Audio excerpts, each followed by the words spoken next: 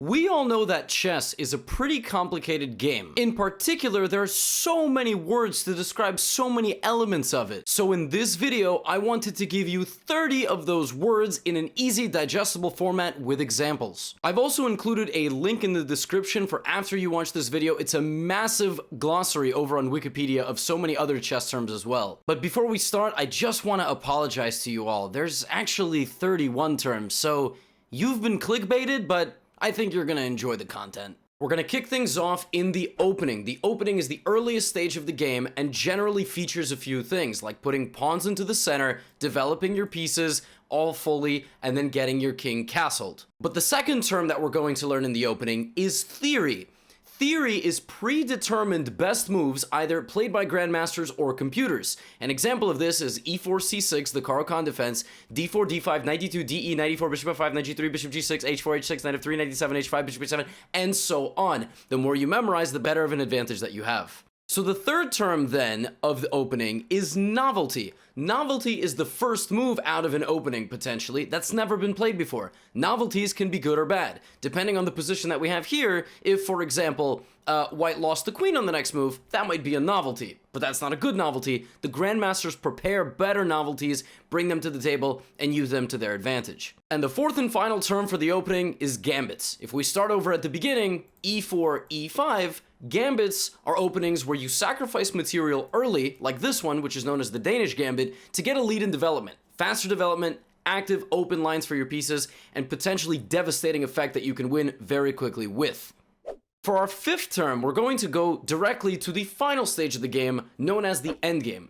Endgames are when pieces have been cleared off the board. There can be something like this, which is known as a theoretical endgame, king and queen versus king, that you need to know how to win, or potentially in another situation, draw the game. But endgames can also look like this. And basically, the thing about endgames is, I would say, to gauge what an endgame is, more than half of the pieces have been traded. I'm talking queens, rooks. If we look at this position, both sides have traded a queen, a bishop, a knight, and another minor piece, right? So it's less than half of the pieces are remaining. This is also considered maybe an endgame. Our next term for endgames and our final term for endgames that I want you to know is fortress. A fortress is a kind of endgame where potentially one side is trying to beat the other and does have a material advantage, but can't, because the other side has an impenetrable fortress. This is a very common term used at top level when a player is trying to break through and another player just has the right defensive schematic to completely repel the enemy forces.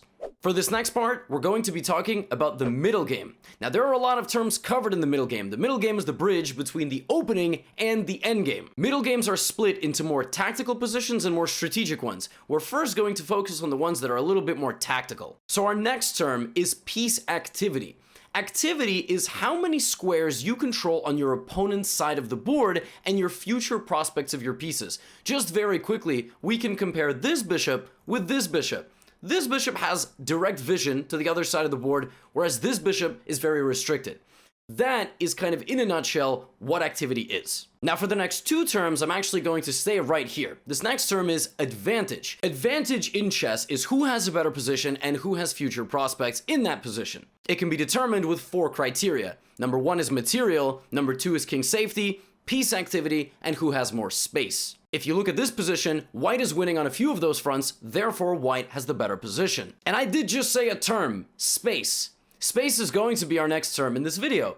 Space is literally the amount of squares that you control or can capture on your opponent's side of the board. If we look at this position, it's 1, 2, 3, 4, 5, 6, 7, 8, 9, 10, 11, 12, 13. And the rooks, 14, 15, 16. Black can only go 1, 2, 3, 4, 5, 6. So here, white has a pretty sizable space advantage. For this next example, I'm covering the subject of attack.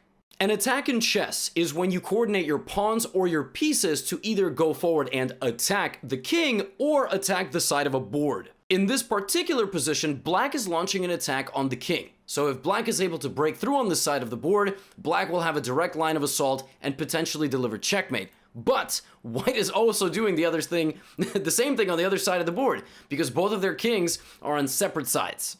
This leads me to my next term, which is the pawn storm. Pawn storms are very easy ways to send a wave of pawns at your opponent's side and try to crack things open for your pieces to infiltrate. However, not all pawn storms are the same. Here's an example from the King's Indian defense where black is launching a pawn storm at the king and white launches a pawn storm to infiltrate on this side of the board and ultimately mow down this way. White is going for a more long-term pawn storm and black is just going straight for the throat. This also leads to the next term, which is counterplay.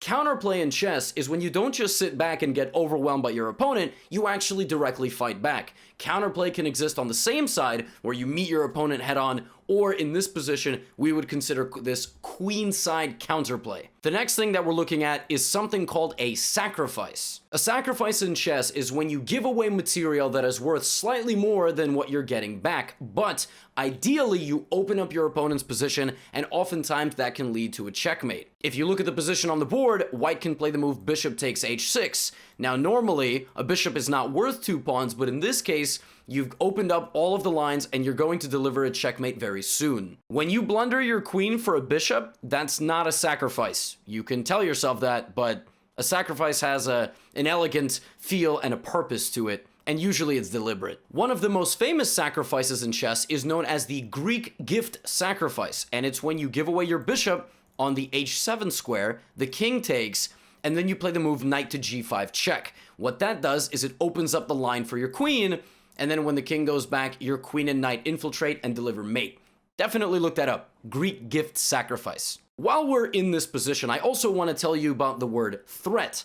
A threat in chess can honestly happen on move 1. It's basically any moment where you are making a move and, well, I'm sorry to use the word in the definition, but you are threatening or trying to take something either materialistic or go to an empty square to infiltrate. This is not a threat because even though the knight can see the pawns, it's not actually threatening to take them because you would just get a knight. Technically, you could then say that it's a sacrifice, but in this case, you get nothing for it, so it's just a bad move. To introduce another term to you from the last position, we're going to talk about weakness. A weakness in chess is either a piece that is unguarded, or in this case, squares near your opponent that you control better than they do. That h7 square is a weakness. In fact, it was a weakness all the way back here, because only the king was covering it. So that's how I want you to think about the word weakness. It can either be a piece, like for example, if we move this knight to that square, that knight could potentially be weak. But a weakness can also be a set of empty squares or even an entire side of the board. This next term, relatively simple, but you should know it, battery. And it's not the thing that you put into an electronic device.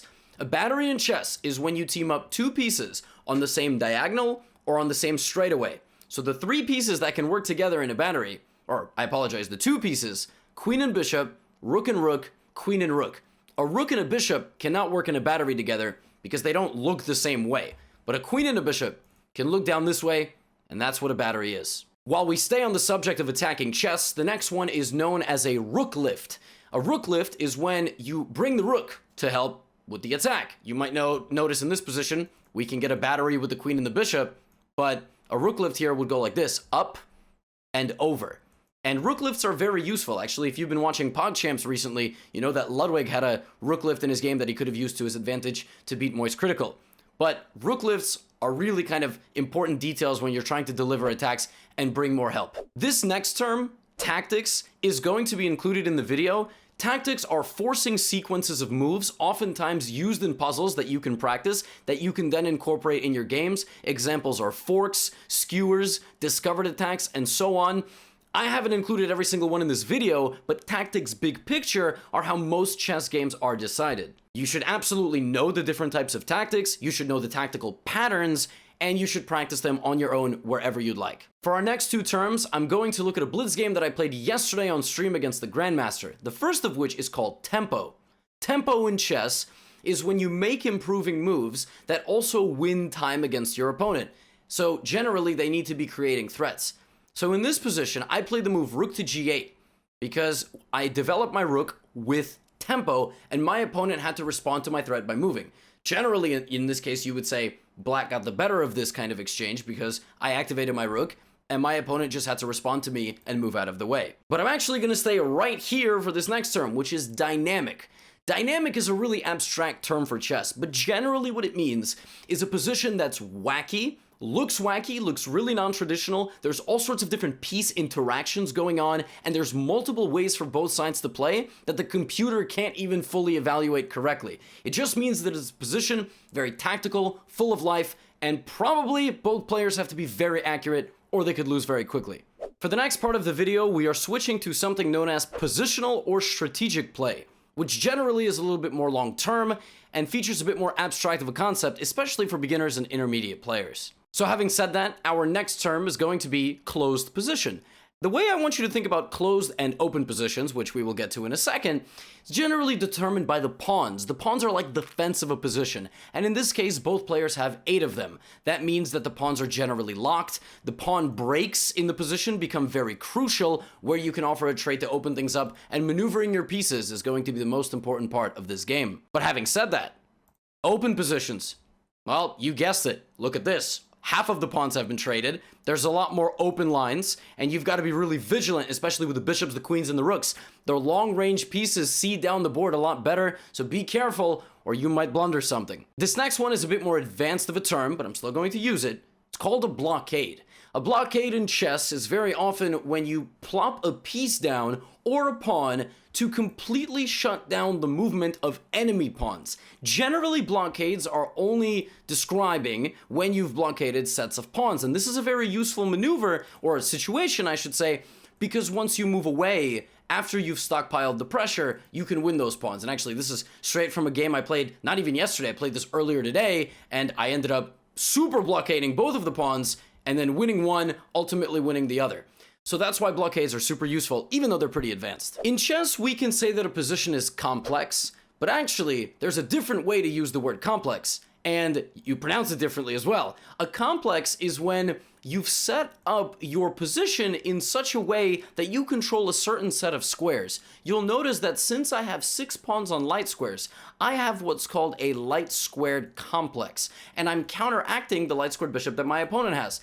You can think of complexes in this way. If you trade your light squared bishop, but you still have a dark squared bishop, replace your light squared bishop with light squared pawns. But in general, if you have both bishops, you probably want a fair balance between the pawns. Another positional term is outpost. An outpost is a square, usually in your opponent's side of the board, that you control and they really can't control, especially with pawns, because a pawn would kick out your piece. But since you have such a firm grasp on this, even if the opponent were to trade, you can take and replace, and your knight can never be kicked out. The only thing that can kick it out is a rook or a queen, and as long as you protect it, your knight will exert pressure on this territory, and oftentimes you'll be able to take something, and by the way, this is also a blockade, and then you'll try to win the d6 pawn. This next term is super important, so pay attention. Hopefully you've been paying attention, but now really pay attention. This is called initiative.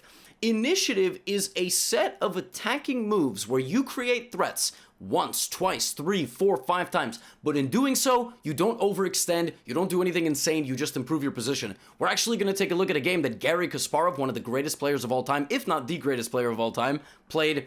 In this position, Garry played the move knight to f5. If pawn takes, you take this. Gary's also threatening knight to e7. Black responded with rook e8. Garry mobilized the knight to d6, attacking the rook. When the rook came up, Garry played rook f4, threatening to transfer the rook over here, but also threatening the move e4, which attacks the bishop. Now the bishop has to go.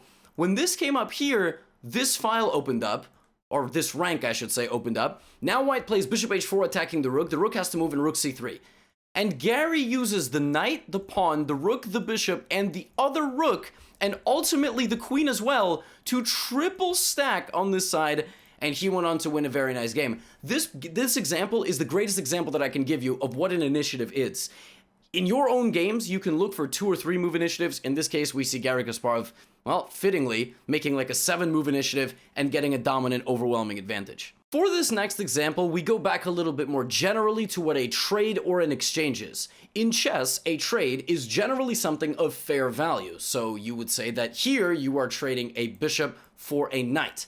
But it's much harder to evaluate what kind of a trade is a good trade versus a bad trade. That is why you use some of the other terms. If you've traded your light squared bishop, for example, you now create a light squared pawn complex, right? So trades in chess or exchanges in chess generally work like that. You can make pawn trades, queen trades, or a rook and a pawn for a bishop and a knight. That is a fair trade. That is 6-6, right? In terms of material count, but not all trades, as you improve at the game, you'll realize not all trades are the same. Always there's a winner and a loser, and sometimes you get something good, and sometimes you get something bad out of it. I will in the future make a full video on how to evaluate whether a trade is good or not, but at the time of recording this in February of 2021, that's not out yet. This next term is called compensation. You will oftentimes hear title players, especially during commentaries, say things like that. Compensation is when one side is down material. That could be a pawn, that could be two, or in this case, actually going back to an earlier example, it's a knight. I am currently down a knight. I have one extra pawn. I have 5,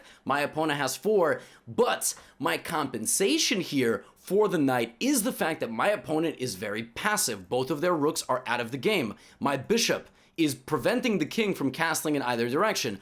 So I'm counterbalancing the fact, or I'm compensating for the fact that I'm down material with intense activity and creation of threats. Having said that, compensation doesn't necessarily mean that you're going to win or anything. It just means that you're down, but you are offsetting that with activity or an opportunity to win despite that disadvantage. And our last term of the video is something known as pawn structure. Pawn structure in chess is the way your pawns are arranged. There are many, many terms summarizing this and many opening pawn structures that ultimately can appear on the board. In fact, I have a video on the subject where I could only fit in a few. But I am going to try to give you a few examples of pawn structure and help you understand what the heck pawn structure even means. So, here we go. This is an example of pawn structure. This is something known as the isolated pawn. It can arise from certain positions and certain openings. An isolated pawn should try to be blockaded by the opponent, but the benefit for the person that has it is the fact that there's more open lines around it, so you can set up around it and generally use it as a shield to generate attacks. The person who's playing against the isolated pawn, in this case the person with the black pieces, wants to trade more pieces. That way you mitigate and kind of cut out any attacks that are possible, and in all endgames, that pawn's just going to be a target, and the more pieces that are traded, the weaker it's going to be. Here's an example from a different opening where one of the players has doubled pawns. That's another term. Now you could also triple them. That's yet another term. Now, the way you learn about pawn structure is you can watch videos, and generally you need to use the pawn structures that arise from your own openings in a way that helps you formulate better plans in the middle game, maybe formulate attacks, maybe go for more positional play. But I figured I would end this video with pawn structure because a lot of us could benefit from this term. Wow. So that was a lot of information, and that doesn't even cover a ton of other words that I thought about including in this video. If you enjoyed this kind of content, which doesn't really feature like a game or something like that and is much more general, let me know in the comments below some other ideas, and I will guarantee you that I'll put something out there for you. And if you're new to the channel, welcome. I've got tons of other playlists on openings, middle games, and a lot of the things that were actually covered in this video. All right, my friends, I'll see you in the next one.